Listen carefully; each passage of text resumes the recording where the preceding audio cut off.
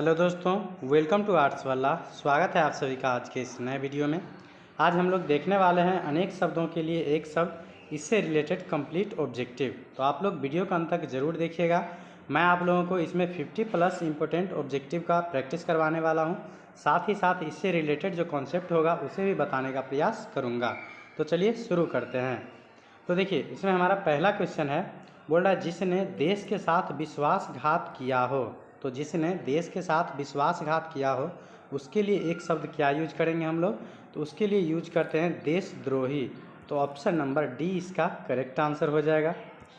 उसके बाद नेक्स्ट हमारा दूसरा क्वेश्चन है, बोला जा रहा है वह वस्तु जो खाने योग्य न हो। तो ऐसा वस्तु जो खाने योग्य न हो उसे बोलते हैं अखाद्य। तो ऑप्शन नंबर डी इसका करेक्ट आंसर हो जाएगा। और जो खाने योग्य हो उसे बोलते हैं खाद्य, याद रखिएगा।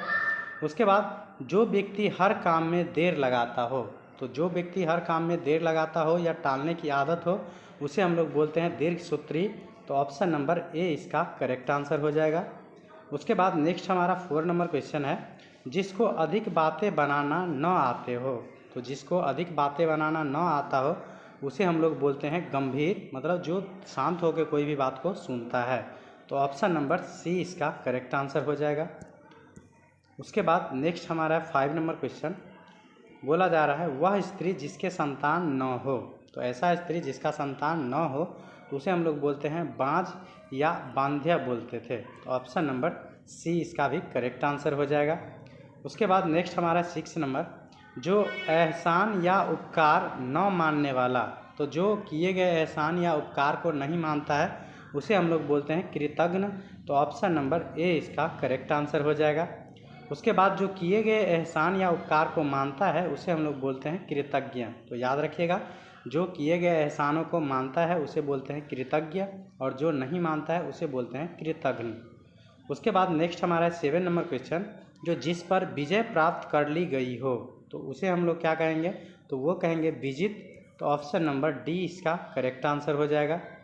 उसके बाद नेक्स्ट हमारा 8 नंबर क्वेश्चन, जो हर एक बात में व्यर्थ टांग अड़ाने वाला व्यक्ति। तो हर एक बात में जो व्यर्थ का टांग अड़ाता है उसको हम लोग बोलते हैं दाल भात में मुसलचंद। तो ऑप्शन नंबर डी इसका करेक्ट आंसर हो जाएगा। उसके बाद नेक्स्ट हमारा क्वेश्चन है 9 नंबर, बोला जा रहा है जो गुण दोष विवेचन करते हैं। तो जो गुण और दोष दोनों की विवेचना करते हैं उसे बोलते हैं समालोचक, मतलब समान आलोचना करते हैं गुण और दोष दोनों का। इस प्रकार से इसका आंसर जो हो जाएगा ऑप्शन नंबर ए करेक्ट होगा। उसके बाद है जो अभी विकसित न हुआ हो। तो जो अभी विकसित न हुआ हो उसके लिए एक शब्द क्या यूज करेंगे? तो ये करेंगे अविकसित। तो ऑप्शन नंबर सी इसका करेक्ट आंसर हो जाएगा। उसके बाद नेक्स्ट हमारा है 11 नंबर क्वेश्चन, जिसका विभाजन न किया जा सके। तो जिसका विभाजन न किया जा सके उसके लिए हम लोग एक शब्द क्या यूज करेंगे? तो ये करेंगे अविभाज्य। तो ऑप्शन नंबर ए इसका करेक्ट आंसर हो जाएगा। उसके बाद नेक्स्ट हमारा क्वेश्चन है 12 नंबर, बोला जा रहा है जिसको व्यवहार में न लाया गया हो। तो जिसको व्यवहार में न लाया गया हो उसके लिए एक शब्द क्या यूज करेंगे? तो अव्यवहारित। तो ऑप्शन नंबर सी इसका करेक्ट आंसर हो जाएगा। उसके बाद नेक्स्ट हमारा क्वेश्चन है 13 का, बोला जा रहा है दूसरे उपाय से रहित। दूसरे उपाय से रहित का मतलब हो गया जो जिसका कोई दूसरा उपाय नहीं हो तो उसे बोलेंगे अनन्य उपाय। तो ऑप्शन नंबर बी इसका करेक्ट आंसर हो जाएगा। उसके बाद नेक्स्ट हमारा 14 का, बोला जा रहा है जो दूसरों के सहारे जीवित रहे। तो जो दूसरों के सहारे जीवित रहे उसे बोलते हैं परोपजीवी या परजीवी। बायोलॉजी में आप लोग पढ़े होंगे, तो उसे बोलते हैं परजीवी या परोपजीवी। तो ऑप्शन नंबर सी इसका करेक्ट आंसर हो जाएगा। उसके बाद नेक्स्ट हमारा है 15 का, जो वह व्यक्ति जिसका आत्मा परमात्मा में विश्वास न हो। तो ऐसा व्यक्ति जिसको आत्मा परमात्मा या भगवान में बोल सकते हैं विश्वास न हो तो उसे हम लोग बोलते हैं नास्तिक। तो ऑप्शन नंबर सी इसका करेक्ट आंसर हो जाएगा। और ऐसे व्यक्ति जो आत्मा परमात्मा एवं भगवान में विश्वास रखते हैं उसे बोलते हैं नास्तिक। तो याद रखिएगा, जो भगवान में विश्वास नहीं रखते हैं उसे बोलते हैं नास्तिक और जो रखते हैं उसे बोलते हैं आस्तिक। क्या बोलते हैं? आस्तिक। उसके बाद नेक्स्ट हमारा 16 का, जो हार जीत के फैसले के बिना ही समाप्त हो जाने वाली प्रतियोगिता। तो मतलब ऐसे प्रतियोगिता जो हार जीत के बिना ही मतलब क्या होता है, समाप्त हो जाता है, तो उसे बोलेंगे अनिर्णित, मतलब कोई निर्णय नहीं हुआ। तो ऑप्शन नंबर ए इसका करेक्ट आंसर हो जाएगा। उसके बाद नेक्स्ट हमारा है 17 का। बोला जा रहा है जिसके पास कुछ न हो। तो जिसके पास कुछ न हो उसके लिए जो एक शब्द होना चाहिए ये निर्धन होगा। तो ऑप्शन नंबर सी इसका करेक्ट हो जाएगा मेरे अनुसार। अगर आप लोगों को कोई डाउट लगे इसमें तो आप लोग इसका जवाब कमेंट में बताइएगा। उसके बाद नेक्स्ट हमारा है 18 का। जो स्त्री के वशीभूत अथवा उसके वश में हो। तो मतलब जो स्त्री के वश में हो तो उसे बोलते हैं स्त्रैण। तो ऑप्शन नंबर बी इसका करेक्ट आंसर हो जाएगा। उसके बाद नेक्स्ट हमारा है 19 का। जो वह व्यक्ति जो सबसे ज़्यादा झगड़ा करता हो। तो सबसे ज़्यादा जो झगड़ा करता है उसे हम लोग बोलते हैं झगड़ालू। तो ऑप्शन नंबर ए इसका करेक्ट आंसर हो जाएगा। उसके बाद नेक्स्ट हमारा है 20 का। जो कष्ट से छुटकारा दिलाता हो। तो जो कष्ट से छुटकारा दिलाता हो उसके लिए एक शब्द क्या यूज करेंगे, तो ये करेंगे कष्टहर, मतलब कष्ट को हरने वाला। तो ऑप्शन नंबर ए इसका भी करेक्ट आंसर हो जाएगा। उसके बाद नेक्स्ट हमारा क्वेश्चन है 21 का। बोला जा रहा है स्वामी रहित जानवर। स्वामी रहित जानवर मतलब जिस जानवर का कोई भी स्वामी नहीं हो तो उसे बोलते हैं लावारिस। तो ऑप्शन नंबर डी इसका करेक्ट आंसर हो जाएगा। उसके बाद नेक्स्ट हमारा है 22 का। जो हर समय दूसरों की बुराइयां देखता हो। तो जो हर समय दूसरों की बुराइयां देखता हो उसे बोलते हैं छिंद्रान्वेषी। तो ऑप्शन नंबर ए इसका करेक्ट आंसर हो जाएगा। उसके बाद नेक्स्ट हमारा है 23 का। जो वह सायंकालीन बेला जब पशु वन से चरकर लौटते हैं। मतलब शाम का समय का ऐसा टाइम जिस टाइम में पशु चरकर वापस लौटते हैं तो उसे बोलते हैं गोधूली। तो ऑप्शन नंबर ए इसका करेक्ट आंसर हो जाएगा। जिस टाइम में सूरज की लालिमा रहती है, सिर्फ सूरज अस्त हो गया रहता है लेकिन उसकी लालिमा दिखाई देता रहता है, और उस टाइम में जो पशु चर के वापस लौटते हैं तो उसी समय को बोलते हैं गोधूली। तो याद रखिएगा, शायद 9th या 10th का मतलब हिंदी के बुक का भी नाम क्या है, तो गोधूली इसी के उद्देश्य से रखा गया है। उसके बाद नेक्स्ट हमारा 24 का। जो किसी विषय का पूर्ण ज्ञान रखने वाला। तो किसी विषय का पूर्ण ज्ञान रखने वाले को हम लोग बोलते हैं पारंगत। तो ऑप्शन नंबर बी इसका करेक्ट आंसर हो जाएगा। उसके बाद नेक्स्ट हमारा है 25 का। बोला जा रहा है वह बालक जिसको गोद लिया गया हो। तो जिसको गोद लेते हैं तो उसे बोलते हैं दत्तक पुत्र। तो ऑप्शन नंबर बी इसका करेक्ट आंसर हो जाएगा। उसके बाद नेक्स्ट हमारा 26 का। जो वह व्यक्ति जिसको भूमि के भीतर की वस्तुओं की जानकारी हो। तो जिसको भूमि के भीतर की वस्तुओं की जानकारी हो उसे बोलते हैं भूगर्भवेत्ता।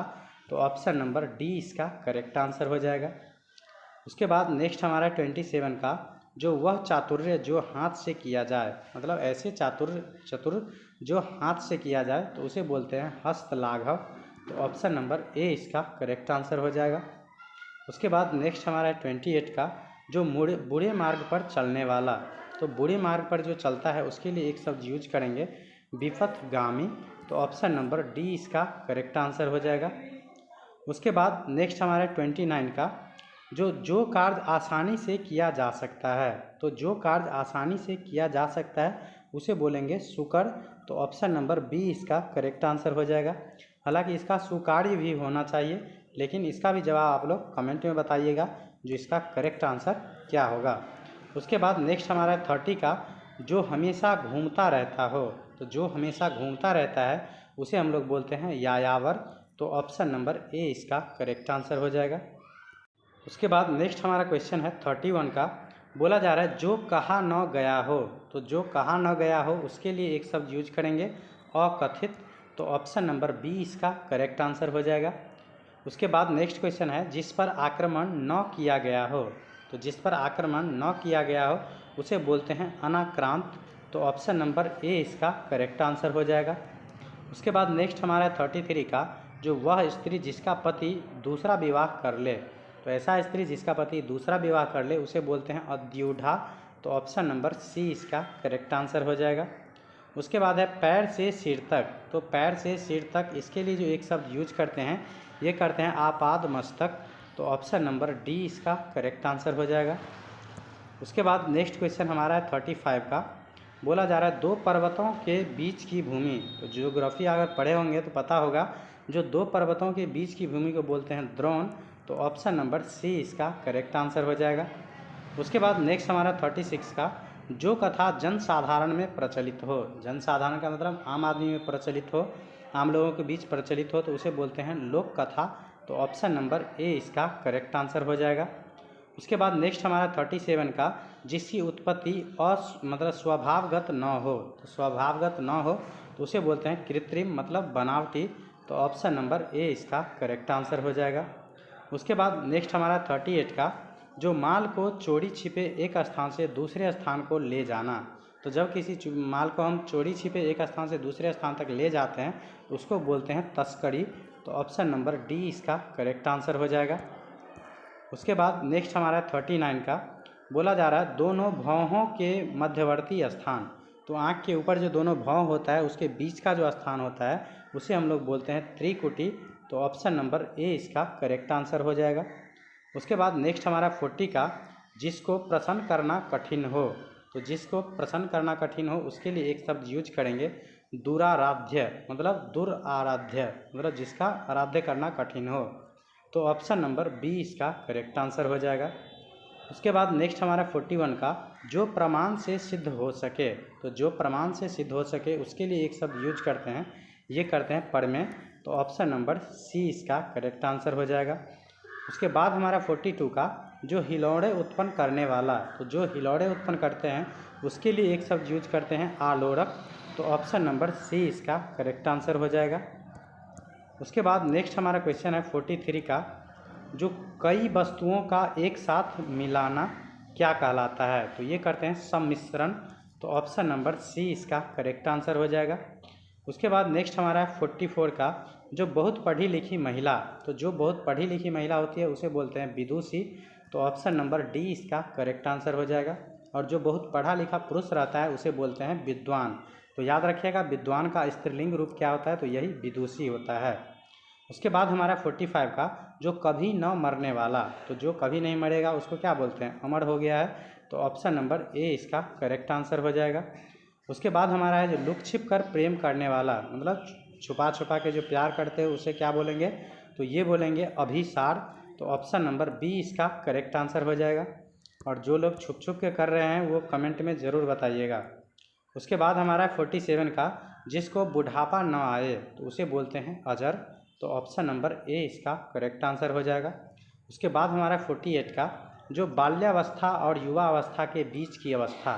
तो बाल्यावस्था और युवा अवस्था के बीच की अवस्था जो होती है उसे हम लोग बोलते हैं किशोरावस्था।